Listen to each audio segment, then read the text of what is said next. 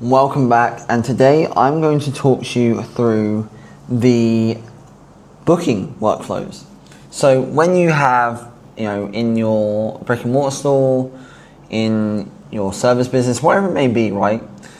A booking is either a booking to come into your shop, a booking for you to go out and deliver a service. It can be many things, right? At the end of the day, there are main things we want to do. We want to increase, two things. We want to increase the show-up rate or reduce the no-show rate, right? And also increase the conversion of lost appointments, as in if they cancel or no-show, winning those leads back to a rebooked appointment. Because sometimes life happens, right? And we have to move appointments and we push things off. And even me, I'm definitely guilty of that. I'll book an appointment and keep moving it, but the reality is if I keep getting followed up on, I'm definitely going to be more likely to book. So what we're going to do today is I'm going to walk you through how the main booking phases work, which is literally these areas here, right? This line here, this whole box we're going to go through. Now actually, the booking stages are really, really nice and simple to understand. So in this video, I'm just going to walk you through them, how they work, if you want to, how you can play around and change them. So first off, we're going to start with the appointment booking itself, right? This circle here. So it's nice and easily laid out for you. So as I said before, in any stage of your pipeline, whether there's nurturing going on, long-term nurturing going on, as soon as someone books an appointment, all of the communication stops, and we then focus on just reminding them when the when the appointment is, so they don't forget, right? Now, of course, we can add in additional information. For example, if they have to find your location, maybe it's a bit harder to find your location, we can add that in. You can just let us know in the widget. But let me give you a little run through. So right now we have the appointment status, right? So the appointment status is confirmed, obviously. So what do? We go in and we check we update the contact stage, as I always say. We do this because we want to make sure, as I said before, you could be communicating to someone about a booked appointment, but not change the actual attribution, like the tracking. So you could have someone that is, if you did not add this in, right? If you didn't add this in here, you could theoretically have someone in short-term nurture still, like, although you're communicating to them about their booked appointment, you could see on the tracking on your pipeline they're in the short-term nurture, but actually they should be in the booked appointment. So again, we just have these here to make things tracked automatically for you. Then we have the meta conversion API. Now, usually service businesses that I work with really don't like these confusing words, especially when they include API. But don't worry, we can handle that for you. The long story short of it is that the meta conversion API sits there in your workflow and listens to things we send it. So it's like me turning around to Facebook and saying, hey, by the way, this person in this workflow that's just booked an appointment, can you go away and find me more people like this? And what that actually does is it aims to decrease your customer acquisition costs, which is short for CAC. So that really aims in the long term to reduce your customer acquisition costs, which means you can spend the same amount of advertising dollars but get a greater output in the long run, right?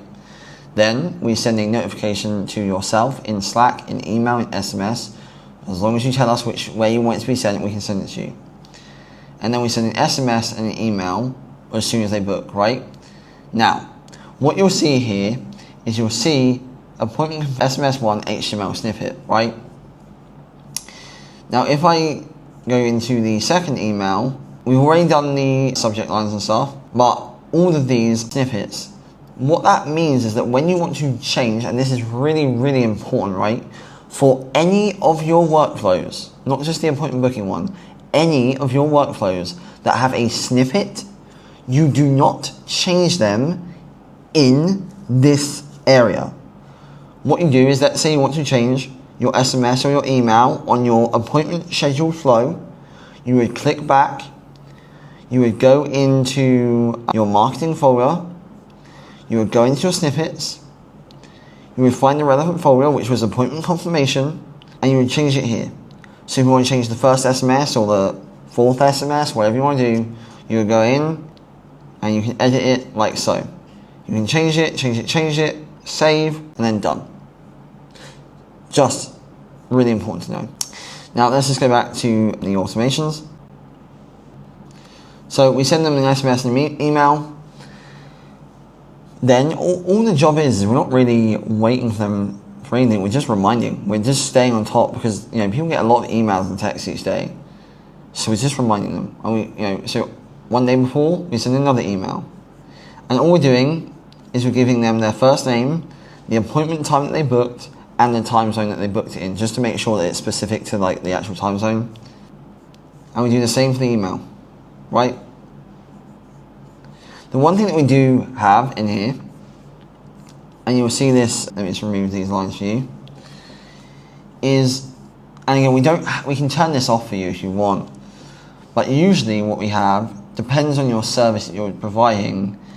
We make people reply here. So during this whole flow, right, if they don't reply confirmed, right, we cancel their appointment. We remove it to basically make sure that the service business has the maximum capacity of paying customers, rather than, for example, having someone book an appointment, that service, whether it be a high ticket like HVAC thing or someone in a dental chair or med spa, whatever it is, can then be rebooked into that slot. Okay, so that's why we do it. If you don't want that done because you don't have a capacity problem, we can just remove it. But the reason we have this in place is to really get the highest intent level of leads, so that if they reply confirmed, they are definitely coming. Now you can obviously add in another way of doing this, which is by getting a deposit in the meeting, but that's a different topic entirely. But if they reply confirmed, we just allow them to go into the automation. We notify again the business owner or whoever's in charge of this area that the appointment's been confirmed, and then we just easily sort it out like so. Again, if you don't want that involved, we can just remove it. But that's how it works. There's a reason why, if you're like, why do we always ask to be confirmed? It's because we control in the back end the continuation of the appointment or not. Okay? Now, let's continue. And these workflows are very similar. Like all the appointment type booking ones are very similar. So all we do is we go through, and for example, on the last day, so on the first day, the one day before, we send one SMS and one email.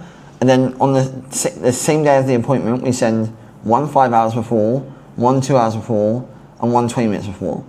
And then you see if we check, if they've replied. If they haven't replied, we send the final email to be like, are they coming or not?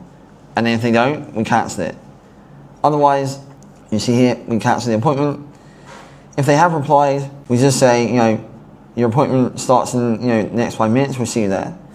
And then we just send a notification that they're coming. So prospect's appointment's been confirmed. As I said before, we just send that to you in your email, SMS, or if we use Slack, it can be Slack.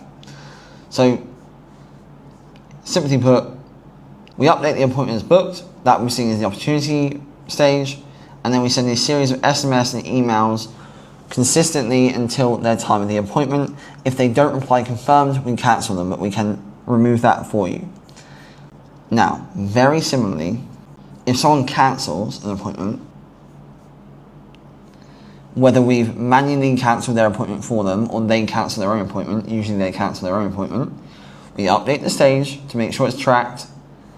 We notify the business owner through email, whatever, and then we send them to, if it's cancelled by the prospect, we send them a set of, again, this will be seen in your snippets. If you go to your folder and go into appointment cancelled, you'll see snippets that you'll be able to tweak if you want to tweak them in your own time as well, where you'll have an email that goes out to the customer to get them to rebook, an SMS to get them to rebook, and then after 1 day, it goes through a series of make AI calls, emails and texts based on whether you're using AI calling or not.